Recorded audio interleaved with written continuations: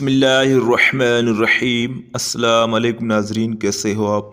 ناظرین، آج میں آپ کو دو بزرگ اور دو پرندے کے قصے سناؤں گا۔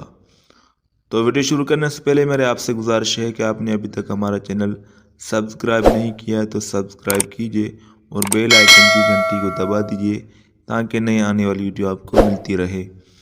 حضرت شفیق بلخی اور حضرت ابراہیم بن ادم رحمۃ اللہ علیہ کے درمیان سچی دوستی تھی۔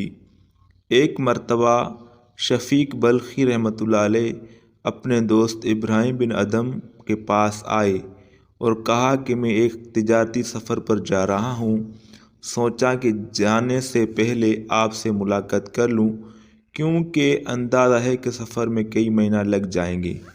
لیکن توقع کے خلاف چند ہی دنوں میں واپس لوٹ آئے، اور جب حضرت ابراہیم بن ادم رحمۃ اللہ علیہ نے انہیں مسجد میں دیکھا تو حیرت سے پوچھے بیٹھے، کیوں شفیق اتنی جلدی لوٹ آئے؟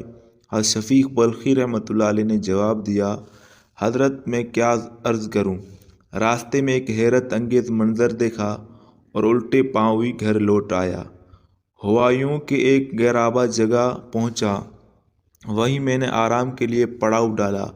اچانک میری نظر ایک پرندے پر پڑی جو نہ دیکھ سکتا ہے اور نہ اڑ سکتا ہے۔ مجھے اس کو دیکھ کر ترس آیا۔ میں نے سوچا کہ اس ویران جگہ پر یہ پرندہ اپنی خوراک کیسے پاتا ہوگا۔ میں نے اسی سوچ میں تھا کہ اتنے میں ایک دوسرا پرندہ آیا۔ اس نے اپنی چونچ میں کوئی چیز دبا رکھی تھی۔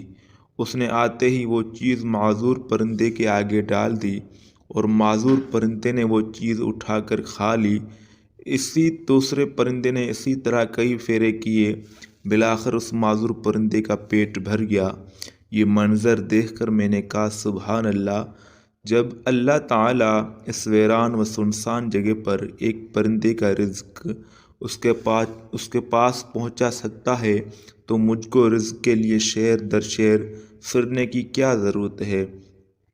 چنانچہ میں نے آگے جانے کا ارادہ ترک کر دیا اور وہیں سے واپس چلا آیا۔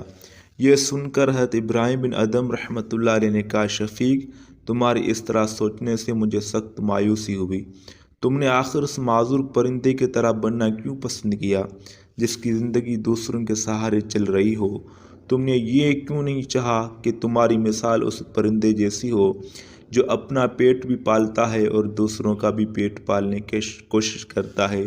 حضرت شفیق بلخی نے یہ سنا تو وہ بے اختیار اپنی جگہ سے اٹھے اور حضرت ابراہیم بن ادم رحمۃ اللہ علیہ کے ہاتھ کو چوم لیا اور کہا، ابو اسحاق، یہ حضرت ابراہیم بن ادم رحمۃ اللہ علیہ کی کنیت ہے۔ تم نے میری آنکھیں کھول دی، وہی بات صحیح ہے جو تم نے کہی۔ اس واقعے سے ہمیں دو نصیحتیں معلوم ہوئی، ایک یہ کہ زندگی میں ہم دوسروں کے لیے کبھی بوجھ نہ بنیں، اور دوسری یہ کہ ہم ہمیشہ دوسروں کے کام آئیں، پاکیزہ اور حلال روزی کما کر دوسروں کے لیے سہارا بنیں۔ تو ویڈیو پسند ہے، ویڈیو کو لائک کرو اور شیئر کرو۔ اللہ حافظ۔